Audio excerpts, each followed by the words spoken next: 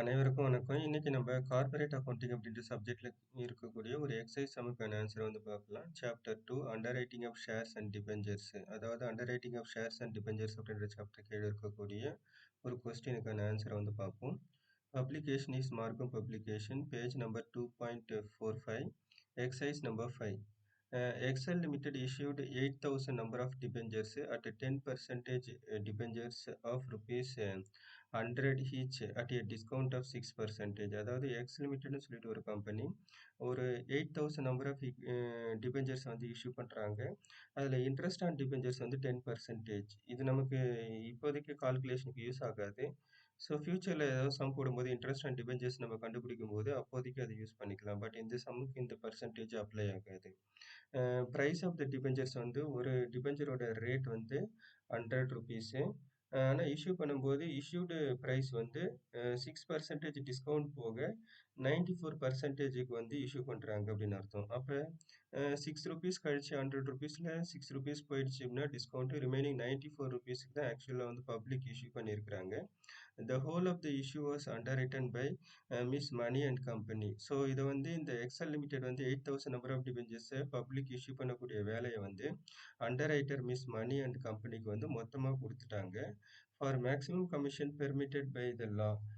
By the லான்னு as per the companies act, SEBI act, இவங்க வந்து ஒரு பர்சன்டேஜ் மேக்ஸிமம் கமிஷன் வந்து கொடுத்துருப்பாங்க டிபெஞ்சர்ஸை வெளியிடும்போது பப்ளிக்கு. ஸோ அந்த டேபிளை நம்ம செக் பண்ணி பார்க்கும்போது எவ்வளோ மேக்ஸிமம் கமிஷன் கொடுப்பாங்களோ அந்த கமிஷன் வந்து எக்ஸல் லிமிடெட் வந்து அண்டர்ரைட்டருக்கு கொடுத்துருக்குறாங்க அப்படி சொல்லியிருக்கிறாங்க. The public applied for 6,400 debentures. அதாவது இதில் என்னன்னா டோட்டல் 8,000 நம்பர் ஆஃப் டிபெஞ்சர்ஸில் கம்பெனி ஏற்கனவே வந்து 6,400 டிபெஞ்சர்ஸுக்கான அப்ளிகேஷன்ஸை வாங்கிட்டாங்க. அதுக்கான பணத்தையும் வந்து கம்பெனி டைரெக்டாக வந்து பப்ளிக் கிட்ட இருந்து வாங்கிட்டாங்க. அதாவது டிபெஞ்சர் ஹோல்டர்ஸ் கிட்ட இருந்து வாங்கிட்டாங்கன்னு அர்த்தம். அப்போ ரிமைனிங் இருக்கக்கூடிய 1,600 நம்பர் ஆஃப் டிபெஞ்சர்ஸ்க்கான ஒர்க் மட்டும்தான் அப்போ இவங்க கிட்ட போய் சேரும். பட் ஆல்ரெடி எக்ஸல் லிமிடெட் வந்து என்ன பண்ணிட்டாங்க, மொத்த வேலையும் இவங்க கிட்ட கொடுத்துட்டாங்க.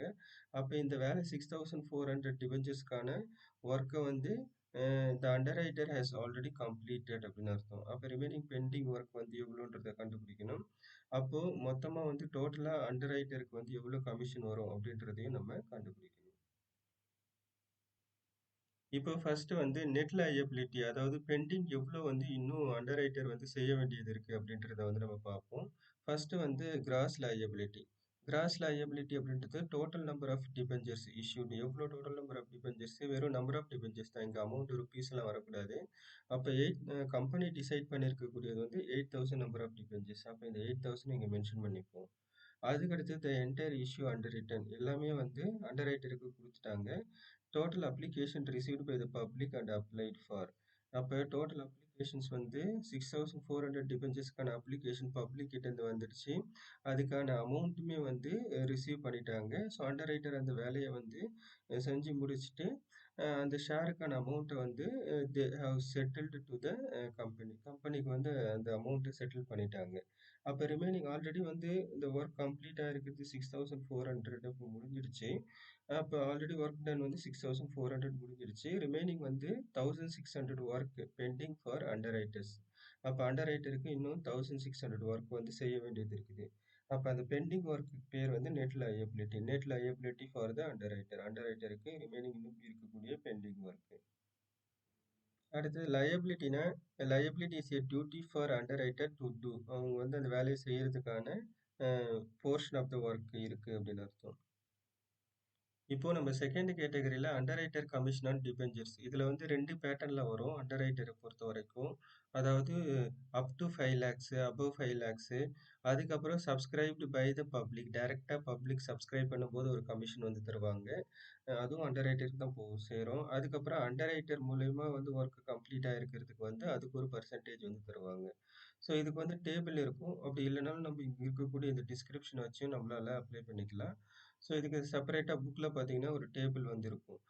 ஃபர்ஸ்ட்டு வந்து கேட்டகரீஸ்ல on amount subscribed by the public for debentures. அதாவது டைரக்ட்டா கம்பெனி வந்து இஷ்யூ பண்ணியிருக்கக்கூடிய டிபெஞ்சர்ஸ வந்து பப்ளிக் வந்து ஆல்ரெடி சப்ஸ்கிரைப் பண்ணியிருக்கிறது. அப்ப அந்த மாரி பப்ளிக் வந்து சப்ஸ்கிரைப் பண்ணியிருக்கிறாங்க அப்படின்னும்போது, அப்ப சப்ஸ்கிரைப் பண்ணியிருக்கக்கூடிய அமௌண்ட் ஆஃப் டிபெஞ்சர். ஸோ இந்த இடத்துல பாருங்க 6,01,600 வந்து இருக்குது அமௌண்ட் ஆஃப் டிபெஞ்சர்ஸ்.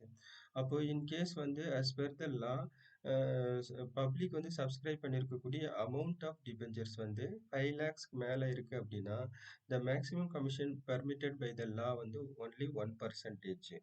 அப்போ நம்ம என்ன பண்ணணும் அப்படின்னா, இதுக்கு கண்டுபிடிக்கணும். So the total amount of debentures subscribed by the public. First வந்து நம்பர் ஆஃப் டிபெஞ்சர்ஸ் கொஸ்டின்ல இருக்கும். இதை நம்ம எடுத்துக்கலாம். இப்போ இதுக்கு எல்லாம் பப்ளிக் வந்து சப்ஸ்கிரைப் பண்ணியிருக்குது 6,400. நெக்ஸ்ட் வந்து இந்த டிஸ்கவுண்ட் நம்ம எடுத்துக்கணும். Rupees of the debentures, price of the debentures, discount இதெல்லாம் நம்ம கால்குலேஷனுக்கு எடுத்துக்கணும். ஸோ ஃபர்ஸ்ட் வந்து number of debentures public subscribe பண்ணியிருக்கிறது as per the question 6,400. அதுக்கு அடுத்தது பெருக்கல் ஒரு பிராக்கெட் ஒன்று ஓப்பன் பண்ணிப்போம் 100 ருபீஸ். ஏன்னா பிரைஸ் ஆஃப் த டிபெஞ்சர்ஸ் வந்து ஒரு டிபெஞ்சருக்கு வந்து 100 ருபீஸ். நெக்ஸ்ட் வந்து நம்மளுக்கு 6% டிஸ்கவுண்ட் கொடுத்துருக்குறாங்க. அப்போ ஒரு டிபெஞ்சரோட வேல்யூ வந்து பிரைஸ் வந்து 100 ருபீஸ் அப்படின்னா அதில் 6% நம்ம கண்டுபிடிச்சோம்னா டிஸ்கவுண்ட் பிரைஸ் வந்து நமக்கு வந்து 6 ருபீஸ் வந்து வரும். அப்போ அந்த 6 ருபீஸ் டிஸ்கவுண்ட் நம்ம என்ன பண்ணிக்கணும் அப்படின்னா பிரைஸ் ஆஃப் த டிபெஞ்சர்ஸ்ல கழிச்சுக்கணும். அப்போ ஒரு டிபெஞ்சரோட பிரைஸ் வந்து ரேட் வந்து 100 ருபீஸ், அதில் 6 ருபீஸ் டிஸ்கவுண்ட் போயிடுச்சுன்னா ரிமைனிங் வந்து 94 ருபீஸ் வந்து இருக்கும். அதுக்கு அடுத்தது இது வந்து கமிஷன். இந்த 1/100ன்றது 1% commission. So first step by ஸ்டெப்பாக வரும். 6,400 வந்து 94ஆல் மல்டிப்ளை பண்ணோம் அப்படின்னா அமௌண்ட் ஆஃப் த டிபெஞ்சர்ஸ் வந்து 6,01,600. So as per the criteria norms படி நமக்கு 1%. ஏன்னா 5 லேக்ஸ்க்கு மேலே அமௌண்ட் ஆஃப் டிபெஞ்சர்ஸ் இருக்குன்னா as per the law வந்து 1%னா நம்ம மேக்ஸிமம் கமிஷன் வந்து அண்டர் ரைட்டருக்கு கொடுக்கணும். அப்போ 1% கண்டுபிடிச்சோம் அப்படின்னா 6,016 ருபீஸ் வந்து அண்டர் ரைட்டர் கமிஷனாக கொடுப்போம். So not only that commission அதுக்கு அடுத்தது in addition to some other commission அவங்களுடைய வேலை அவங்களுக்கு டிவால்வ்டு ஆன் அண்டர் ரைட்டர்ஸ் அப்படின்னா work taken by the underwriters. Underwriters வந்து எவ்வளோ தனியாக ஒர்க் கம்ப்ளீட் பண்ணியிருக்கிறாங்களோ அதுக்கும் ஒரு கமிஷன் வந்து வரும். இப்போ amount or work taken by the underwriters. Underwriters வந்து அவங்களுக்கான ஒர்க் போர்ஷன் இது கொஸ்டின்ல கொடுத்துருப்பாங்க. அதே மாதிரி மேக்ஸிமம் கமிஷன் வந்து இன்கேஸ் அந்த அண்டர் ரைட்டர்ஸ் வந்து அலோகேட் பண்ணியிருக்கக்கூடிய ஒர்க் அவங்க செய்ய வேண்டிய ஒர்க்குக்கு வந்து அமௌண்ட் ஆஃப் இது வந்து கம்மியாக இருக்குது 5 லேக்ஸ்க்கு லெஸ் தென் 5 லேக்ஸு. அப்போ இங்கே அமௌண்ட் ஆஃப் இது வந்து underwriters taken portion of the work வந்து 1,50,400 தான் இருக்கும். அப்போ லெஸ் தென் 5 லேக்ஸ்ங்கும் போது நம்மளுக்கு as per the law வந்து 2.5% கமிஷன் எடுத்துப்போம். இது எப்படி தெரியும் அப்படின்னா நம்ம கிட்ட இருக்கக்கூடிய நெட் லயபிலிட்டி. நெட் லயபிலிட்டி 1,600 தான் நம்ம கண்டுபிடிச்சிருப்போம். ஸோ ஒன்ஸ் அகைன் நம்ம கொஸ்டின்ல போயிட்டு பார்க்கலாம். ஸோ அப்போ நெட் லயபிலிட்டின்றது த லயபிலிட்டி போர்ஷன் ஃபார் அண்டர் ரைட்டர்ஸ்னு அர்த்தம். அண்டர் ரைட்டருக்கு அண்டர் ரைட்டர் செய்ய வேண்டிய ஒர்க் வெறும் 1,600 நம்பர் ஆஃப் டிபெஞ்சர்ஸ்க்கான ஒர்க் தான் அவங்க செய்ய வேண்டியது இருக்குது. அப்போ இதுக்குமே நம்ம என்ன பண்ணிக்கணும் அப்படின்னா இந்த டிபெஞ்சர்ஸ்க்கு வந்து ப்ரைஸு டிஸ்கவுண்ட் எல்லாத்தையும் நம்ம கால்குலேஷனுக்கு எடுத்துக்கணும். அப்போ ஃபர்ஸ்ட் வந்து 1,600 நம்பர் ஆஃப் டிபெஞ்சர்ஸு. அதே டிபெஞ்சர் ரேட் வந்து 100 ருபீஸ் தான். டிஸ்கவுண்ட்டை நம்ம கழிச்சுக்கணும். So 100 rupees price of the டிபெஞ்சர்ஸில் 6% டிஸ்கவுண்ட் நம்ம கண்டுபிடிச்சோம்னா 6 ருபீஸ் வந்து டிஸ்கவுண்ட் வரும். அப்போது 100 ருபீஸில் 6 ருபீஸ் போயிடுச்சுன்னா 94 ருபீஸ் வந்து price of the debentures. Number of debentures 1,600 multiply பண்ணோம் அப்படின்னா 1,50,400. So as per the law வந்து என்ன பண்ணணும் 5 லேக்ஸ் இருக்கு லெஸ் தென் 5 லேக்ஸாக இருக்குது அப்படின்னா 2.5%. இதே அபவ் 5 லேக்ஸாக இருந்தது இன்கேஸ் இது வந்து 5 லட்ச ரூபாய்க்கு மேலே இருந்ததுன்னா 2% நம்ம எடுத்திருப்போம். ஸோ இப்போ லெஸ் தென் 5 லேக்ஸாக இருக்கிறதுனால 2.5% வந்து நம்ம எடுத்திருக்கிறோம். ஸோ இது வந்து நம்ம தான் வந்து இந்த டேபிளை மனப்பாடம் பண்ணிட்டு அப்ளை பண்ணுற மாதிரி இருக்கும் இந்த பர்சன்டேஜ் எல்லாம்.